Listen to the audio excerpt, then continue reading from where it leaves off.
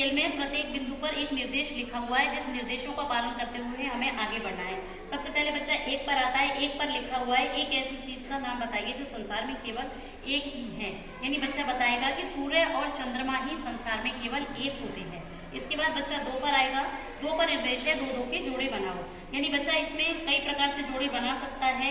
छोटी बड़ी वस्तुओं के आधार पर जोड़े बना सकता है, रंगों के आधार पर बना सकता है, एक छोटा एक बड़ा इस आधार पर पैटर्न भी बना सकता है। इसके बाद बच्चा हमारा 3 पर आता है।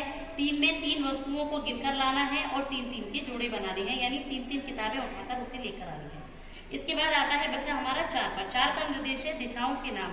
बच्चा गिनती जानता है, लेकिन उसे हमें परिवेश में उपलब्ध वस्तुओं का भी ज्ञान कराना है। यानी कि उसे ये बताना है कि संसार में केवल दिशाएं ही होती हैं जो केवल 4 होती हैं।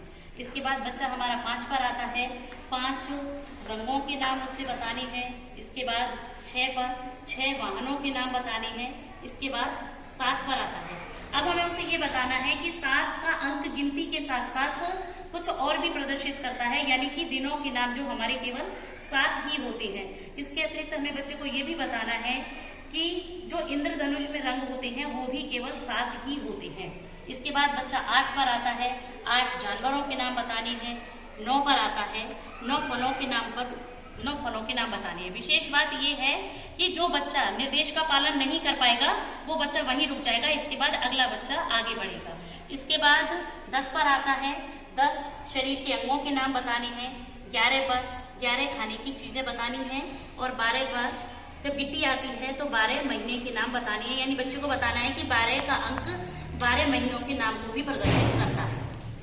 हमारा ये क्लियर है। मल्टीडिसिप्लिनरी अप्रोच को भी बढ़ावा देता है कि हम गणित विषय को पढ़ाने के लिए किस प्रकार कला, क्राफ्ट, ईवीएस का भी प्रयोग कर सकते हैं।